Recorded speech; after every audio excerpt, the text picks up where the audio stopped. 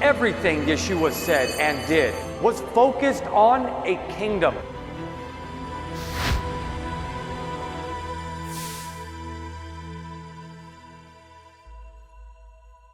Hello there. You're listening to Cardinal William Scoggins with the Ecumenical Order of Christ, presenting our Kingdom series.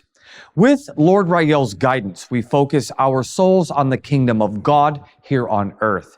So follow us if this interests you. The Return of Christ is a book comprehensively detailing the teachings of Lord Rael, Angelus Domini, and the EOC. It's available for purchase if you're serious about learning the true way of Christ. This Kingdom series is about promoting God's kingdom and method for achieving balanced order so that its true citizens can be closer to living it. This episode is going to show you why we need the kingdom of God and not just a kingdom and not just any government. A passage by Dr. Miles Monroe puts it into perspective.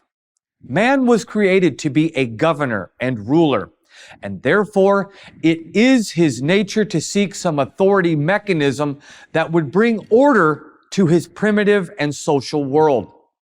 Government is necessary, desirable, and essential to man's social context, no matter how primitive or modern. This is why man continues to search for an effective way to govern himself. Man's need for some formal government structure is an outgrowth of his need for social order and relationship management. This need begins in the smallest prototype of society, the family, and extends all the way to the manifestation of national expressions of constitutional order. Nations need government. He's right, of course. There is a disharmonious void which we are instinctively and logically compelled to fill between us. We've been trying to replace the true kingdom structure with our own counterfeit governments since the first generation. It never works well enough. And after our inevitable dissatisfaction, we try something different. There's always a shiny new way to destroy, rinse, and repeat. When man rejected heaven's government, he became the source of his own governing program.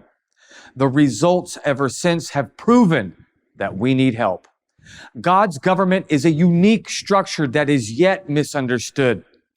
I would at this point describe it as corporate kingdom government, government by corporate leadership. The theocratic order of a king over kings as partners in governing. This is what we call the kingdom of heaven. We don't call Rael the King of Kings just because it sounds cool. He installs kings of his own to rule alongside of him. These kings respect his authority and guidance while being given freedom to rule smaller portions of the kingdom. Consider historical context to better appreciate this.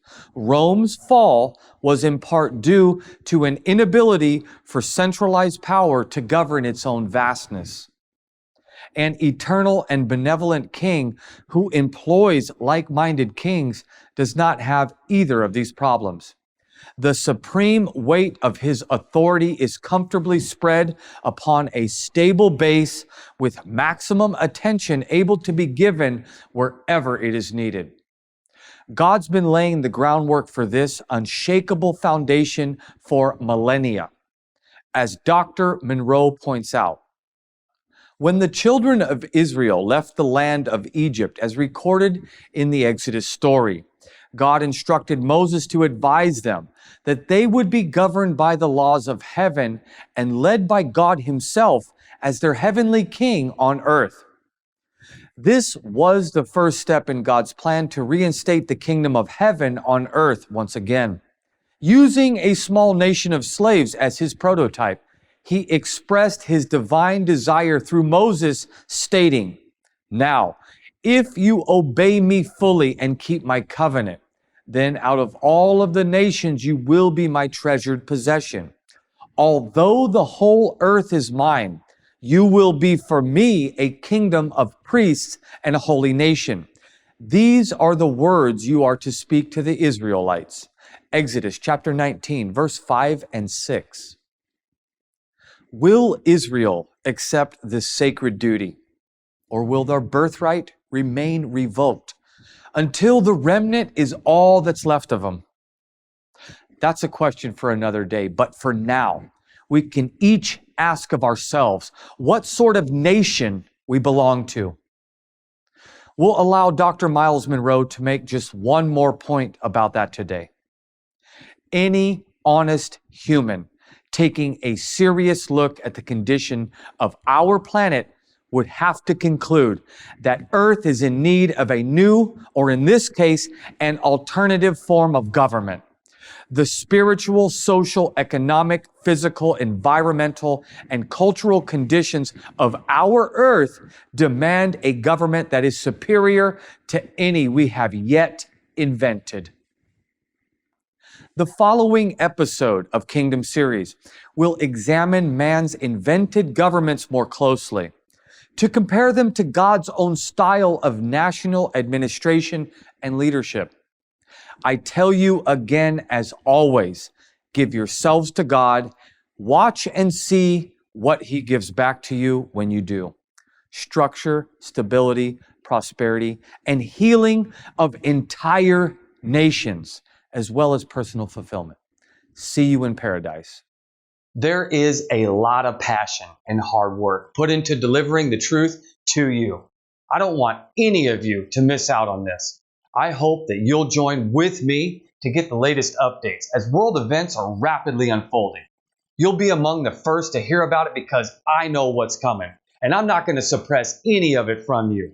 Like and subscribe, and please continue to show your support. Let's sound the alarm and wake up others before it's too late. Please send your donations to Armageddon Broadcast Network at gmail.com on PayPal. And may God bless and protect all of you.